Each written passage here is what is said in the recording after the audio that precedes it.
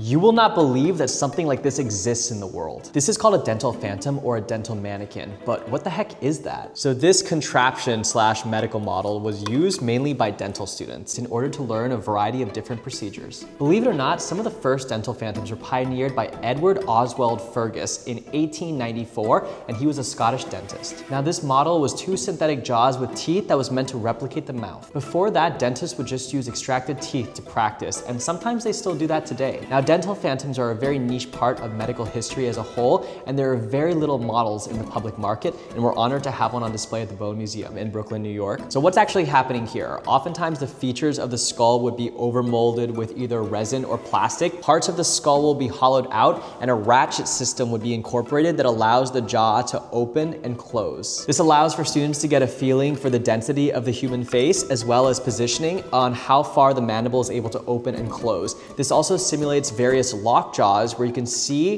the mouth and practice procedures in various positions. Now this one is on a unique base, but this can also be removed and mounted to tables to better simulate dental positions. Now for pure nightmare fuel, oftentimes dental phantoms would come with a skin mask, and this was a very uncanny mask that they would put over the skull in order to replicate a patient. And to add to the uncanny elements of some of these dental phantoms, they were made to be anthropomorphic, where you can't really tell if these were biologically male or female. So Agent Gallery actually has one of the largest collections of dental phantoms in the country, and these are some of the photos that we're overlaying here. Now what's really interesting about dental phantoms, it's a very visceral preparation. Unlike phantom skulls or radiotherapy phantoms or wax models that are a little bit more elegant, it's very crude the way that they do the installations and contraptions of the mechanisms. Now I also want to clarify for anyone watching at home, there is a real human skull in this. So this is their real teeth, and this is their real skull. Similar to modern X-ray phantoms that use synthetic bone,